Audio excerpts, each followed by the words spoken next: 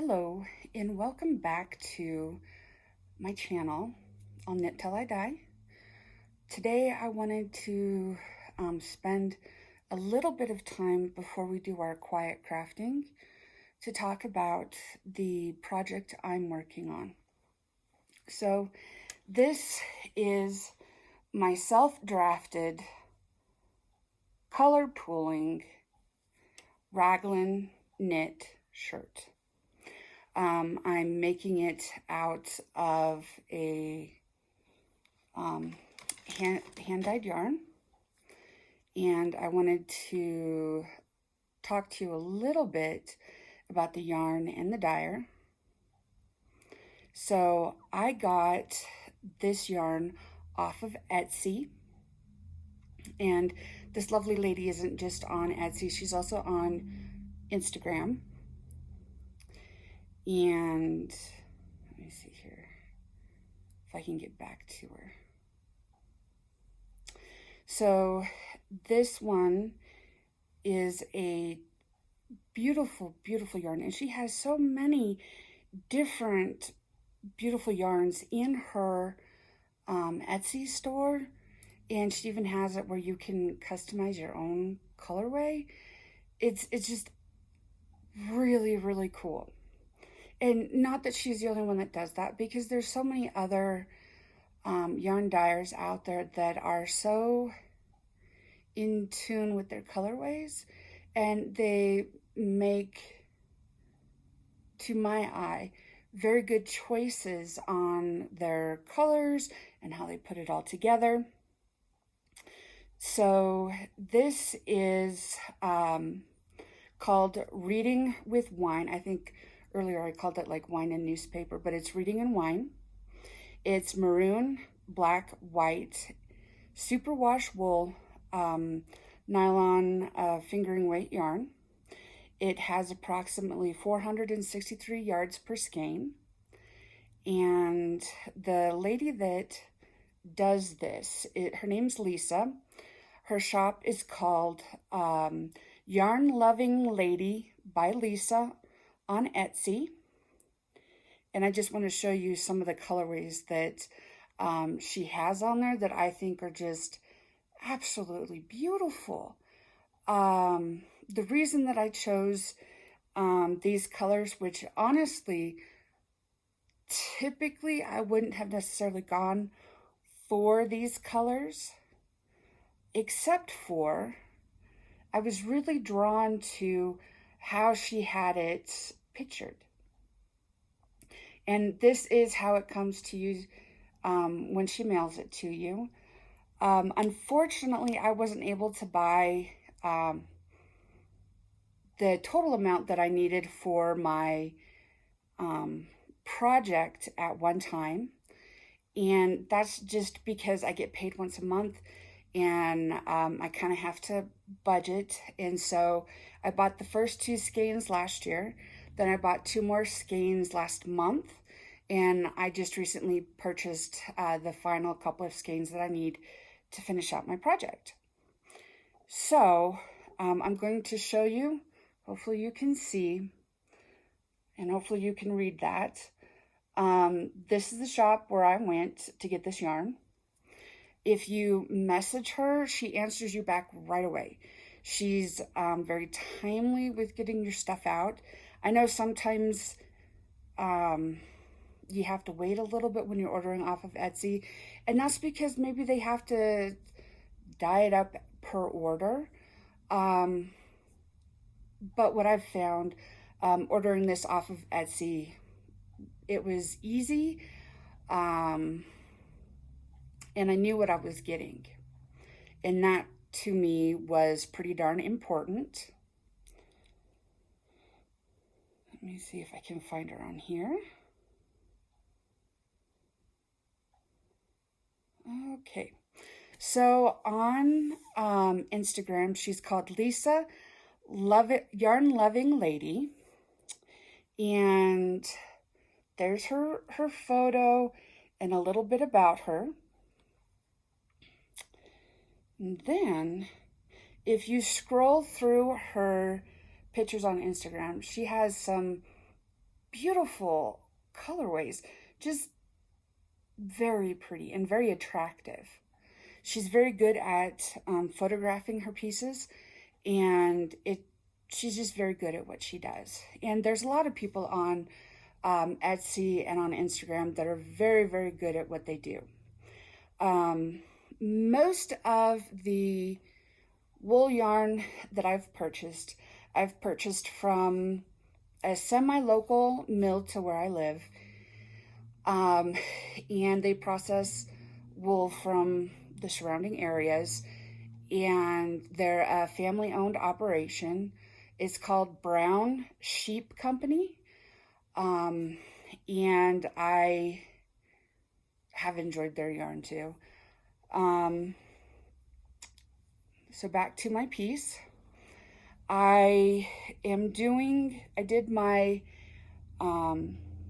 main ribbing for the collar in a 4mm or a US 6, and then I'm doing the body of the sweater in a US 7 or a 4.5mm.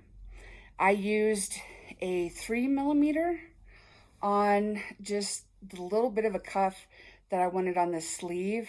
I really didn't want this to be a long sleeve sweater. I don't want it to be a heavy sweater, because realistically, this is going to be kind of, for me, more of a transition piece,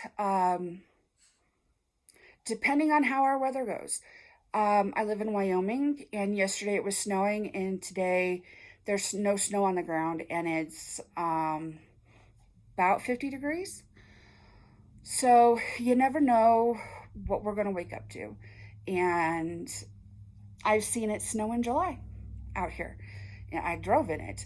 So for where I live, I like having pieces that I can wear either all year round layered, or that are more geared towards one season or another. I have a couple of sweaters that I've recently knit that are definitely for the colder days.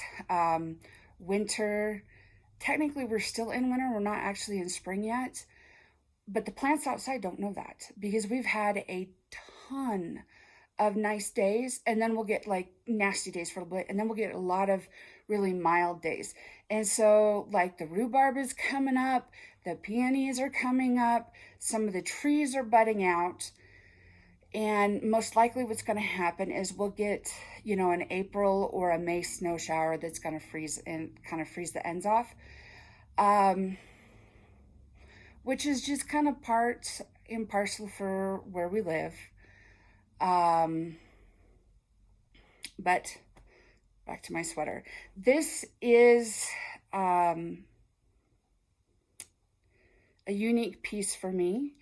I'm a crocheter and a knitter that I don't like to do color control. I like to see how the yarn's going to come out the way it is. If I want something, sorry, like a lot of podcasters, my face and nose gets itchy. If I want something to look a certain way, be a certain color, then I try to buy all that yarn at one time and make sure that it's all the same dye lot. This, I was not too concerned once I started working it up about making sure that I had all the yarn at one time, because I am letting it pool as it comes out of my cake. And this is what's, even though it looks kind of large, there's not that much yarn here, and this is what is left of my fourth skein. Hopefully it's enough to tide me over until the mail brings my last couple of skeins. I ordered an extra one because, unbeknownst to my mom, what I want to do, since I really like this colorway, and she's someone that really likes knitted socks. I don't, because my feet swell.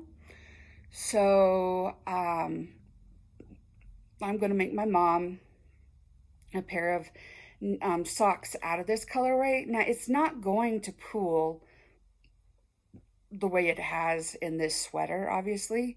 It's going to look different because you're talking about a smaller circumference. Circumference, there we go. But I think she's going to enjoy them because she really does like hand knitted socks. She's wearing all of them that I've made for her so far.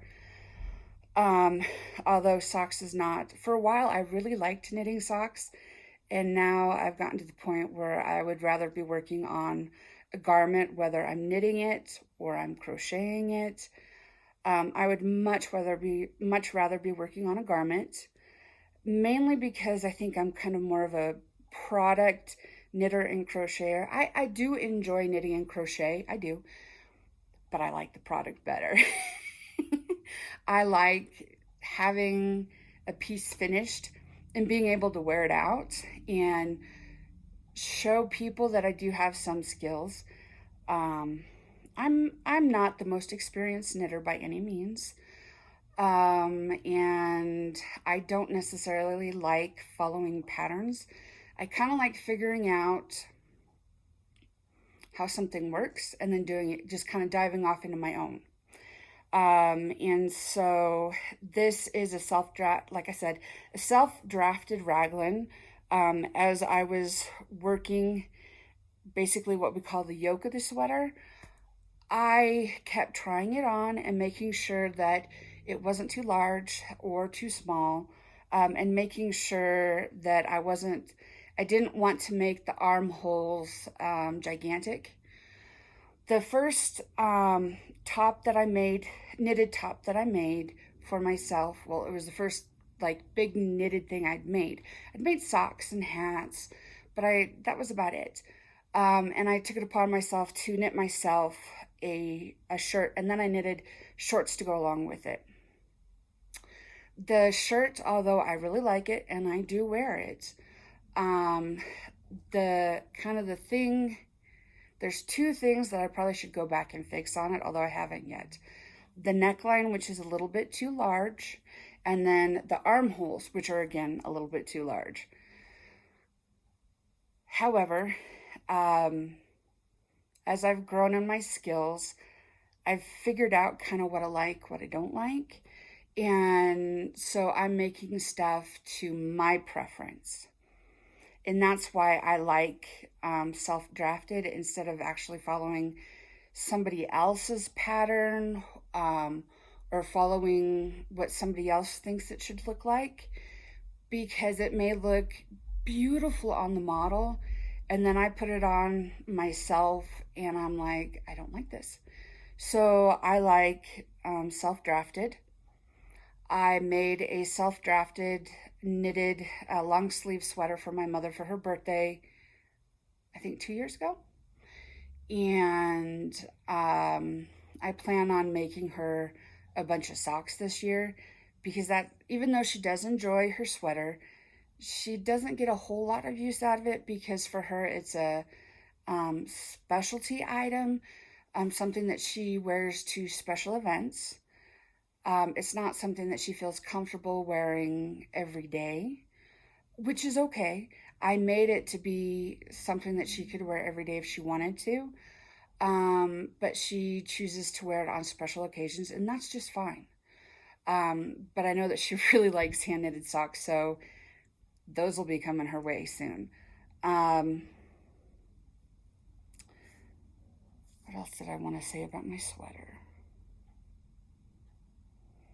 Oh, even though this is a superwash yarn, and I know it's going to grow, I wanted to make sure that I was using a little bit larger needles than technically what most of the yarny community would use, because I need it to be flowy, and not be catching like on my medical device, or like on my pants and stuff. I need it to more move with me than get caught on me. And so I'm excited to eventually get to the final product, because like I said, I'm really a product knitter. However, I know that I have quite a bit more knitting to go on the piece. And the reason is that most of my shirts, I like them to hit about mid-thigh so that they truly cover up my medical device and nothing peeks out the bottom. That's how I like them to be, because I don't tuck my medical devices into my pants. That's uncomfortable, and it's just not what works for me. So having, longer shirts, even though I am a larger person, having longer shirts for me is what works for me. Um, Whatever works for you, awesome. As long as you're able to do what you want to do, whether that's following patterns or self-drafting or even creating your own patterns to sell, awesome. I've been knitting since 2000. Well, a little bit before then. I had a couple bouts where I'd pick up knitting a little bit and then I'd set it back down. But starting in 2000, I've been fairly consistent with my knitting, and I'm getting more and more consistent with my knitting. I also like to crochet. This piece is a corner to corner in the round, and I just used up a bunch of like open skeins and stuff that had been like balled up or caked up, but then we didn't actually use it because my mom and I share yarn. We didn't end up actually using it. And I don't like having open skeins just kind of hanging around. I like full skeins. And then when I'm done, typically, right now I don't have it on the go right now, but I almost always have a crochet blanket going so that I can take my ends, my stuff that didn't make it into the project, that was, maybe I got too much, or I had to open an extra skein and then there's a lot sitting there. That just goes into a blanket. And then sometimes I make my blankets like twin size, like a college twin, so I make them long, but they're about a twin size. Other times I make larger ones. This one actually fits on my queen size bed very well. The dogs enjoy it. I enjoy it. It's right now, my room is over the kind of our furnace and heater room. And so my room is the warmest room in the house, which I really enjoy. I do like that. But having this blanket in there is just a bit too much. I get too warm. So that's why it's on my couch. The dogs periodically throughout the day will get up here and sit with me. None of them really want to move right now. We have a couple of dog beds in the living room for them, and that's where they're at right now. They're waiting for Mom to come home. She had a outing today, and I really hope she had a lot of fun. But she had an outing today, and so they're just kind of cooling their jets and waiting on her. But I left the back door open for them so they can come and go as they please. It's nice enough today. Yesterday I couldn't have done that for them, but it's nice enough today. Well, I guess I'll tell you a little bit about our little family. My mother and I live together, and this lovely house that is kind of from a couple decades in the past. This is the house that I spent a good chunk of my childhood in. This was the second house that my grandmother and my grandfather, purchased. Their original house was across town and it was a lot smaller. And circumstances came that they needed to move. And so my grandmother was a very, very good shopper. And she looked around and around, and she kept coming back to this house. And there were a couple other houses they'd put bids on, but they didn't get. But they put the bid in on this house, and they got it. And that mirror that you see there was an entire wall of mirror. And when they took it off, it broke. And so they had to have it fixed, and that's what's left of a mirror that was an entire wall. Um, this wallpaper my grandmother chose, and she and Papa put it up. She and Papa, there's a lot of wood in the house. They stripped all the wood down, sanded it, and they stained it and did everything by themselves. And they were not spring chickens when they did this. They would have been in their 40s when they did that. 40s to 50s, I think. No, 40s when they did that. They literally redid the entire house, top to bottom. And it's not a small house. It is a house that has 5 bedrooms, 2 full baths, and then 1 half bath. And there's a main kitchen, there's a kitchenette. The basement actually has its own apartment, and before Grandma passed, that's where I lived. The dogs spent the day upstairs, and then they'd come downstairs with me at night. However, now that Grandma has passed, and she's with Papa, I was able to move upstairs. And this is the first time, basically in about 4 years, that Mom and I are able to have our own peace and be able to live together again and reconnect. I mean, we lived in the same house, but because of what was going on with Grandma, Mom and I we talked, but not a whole lot. And it wasn't that we didn't want to talk, but because of what was going on, it was too difficult for Mom to spend too much time with me, because of what was going on with Grandma. Mom was her caregiver, and I think Mom is slowly starting to grieve.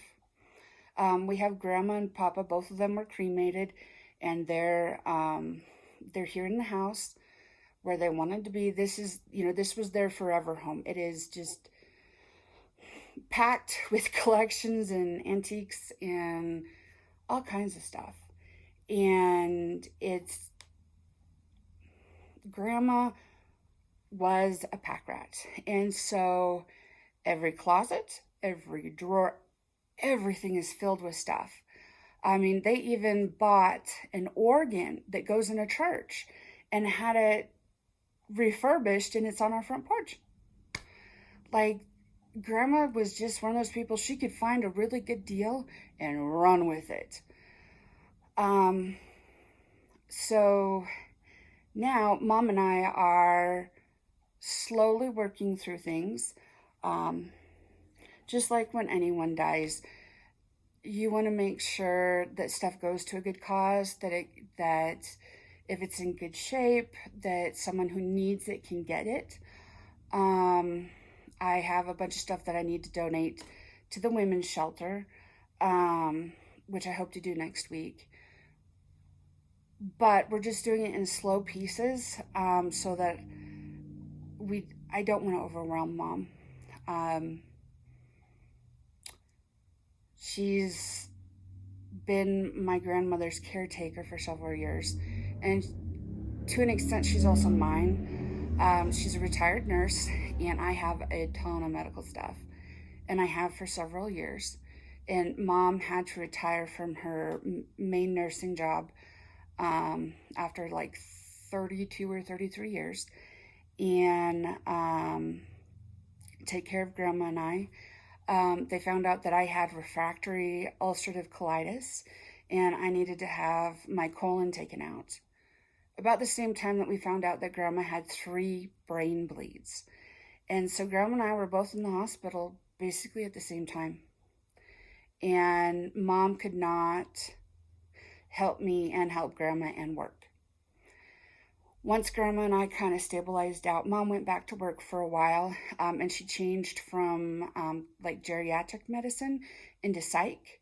And I think she enjoyed it. But eventually, Grandma and I both started going downhill again. So then Mom had to retire from that, which was right before the pandemic. And she's very glad that she did that. She retired her nursing license because she knew taking care of Grandma and periodically taking care of me would be too much for her to try and work through.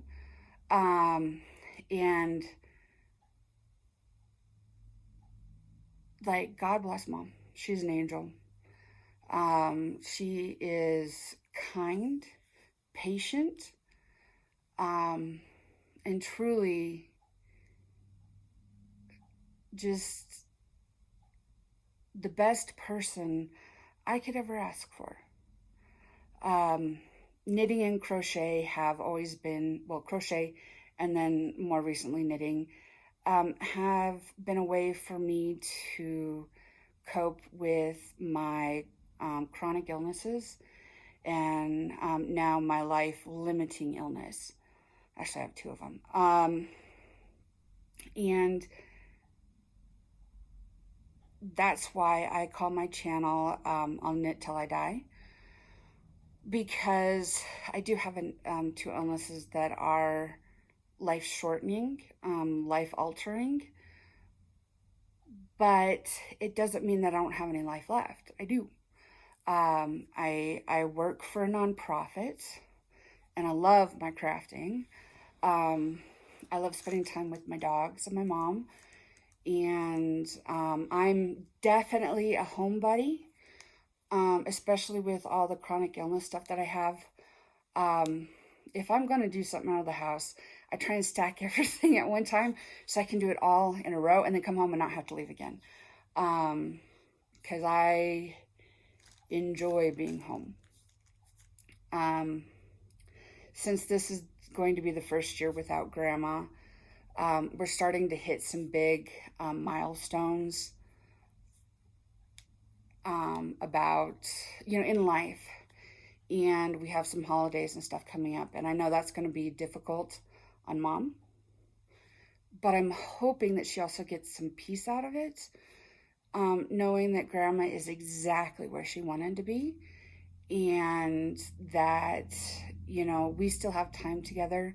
She has her health. I kind of sort of somewhat have mine. And we've got the dogs. We have my amazing and beautiful aunt that just recently got remarried. And my cousins and their kids. And then all of the extended family. We have so much. And we have... Mom has her friends, I have my friends, and then we have some that are conjoined that we're both friends with. Mom really enjoys music and flowers. Our living room is starting to look like a jungle, but I told her she could turn the whole house into a jungle and I wouldn't care because it makes her happy. And if it makes her happy, let's run with it, because this is the first year that she'll be without Grandma, but it also means that this is the first year that she can do whatever the hey she wants and no one's going to judge her for it. If she wants to turn the whole house into a jungle, she can go for it. It makes her happy. And if it makes her happy, it makes me happy. Mom has a lot of very beautiful flowers in our living room. And I'm glad that I don't have to water them, because I'd probably kill them, unfortunately. I do not have a green thumb. My mom does. My mom has an amazing green thumb, just like my grandma did, and then my grandmother's father did. They were amazing with plants. Mom is amazing with plants. Mom can rehab almost anything. Me, unless it's plastic, it's probably not going to survive around me, unfortunately. I had some... I really like hens and chicks and succulents, but unfortunately I can't keep them alive. Either I overwater them or underwater them. They die. And I've tried several times, and it's just not... I just don't have that green thumb. My mom does. So several years ago. Well, let me start over again. When I was about 4 years old, my great grandmother started teaching me how to crochet. And then from what she taught me, I made some bags and some shawls and different things. Not necessarily advancing my skills, but just kind of messing around, playing with yarn. I've always liked playing with yarn and kind of freehanding things and trying to figure things out. And then I'm going to say around, I don't know, it was before then. It would have been around 2010. I really started crocheting. I really got more into crocheting and buying yarn. For a while, I kind of had a habit of purchasing large amounts of yarn. I'm still working through my stash. I do still sometimes, if I find something I really like, I will purchase something, but I don't go overboard like I used to. Man, I used to buy Karen 1-pounders when they were on sale for like $5. I'd go in and buy like 30. And so I still have a lot of that to work through. I would buy Karen Simply Soft when it was on like really deep discount and you could get a skein for like 25 cents. I'll admit it, I bought a lot. I still have a ton of orange downstairs. Don't know what I'm going to do with it yet, but I am going to use it. I've got to use it. I purchased it. I need to find a purpose for it. Just haven't thought of it yet. In more recent years, I have been a lot better about not purchasing large amounts of yarn that I'm not going to be, not that I'm not going to be able to use, but that it's more difficult to figure out how to use it all up. Which is why we have a ton of blankets. We donated a lot. I think not this past December, but December before. Because we just had so many, and there's only so many you can use, right? Say I, who almost always has a blanket on the go.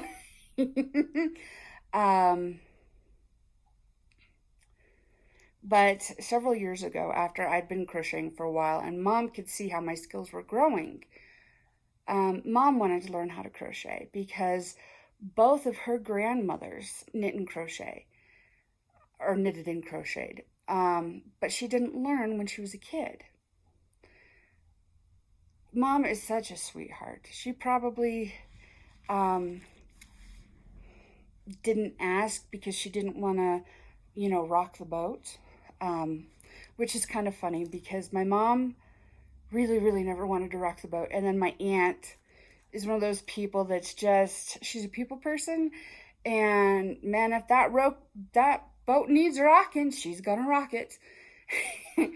They're so different, and yet they're both such beautiful people. I am so lucky to have the people that I have in my life. Wow, I strayed a long way, but I taught Mom how to crochet. So she crochets. I knit and crochet. My aunt for a while was crocheting, but she's not doing that now due to an injury. But yeah, we have some cousins now that are picking up knitting and crocheting. And it's just exciting to share with others. I love yarny goodness.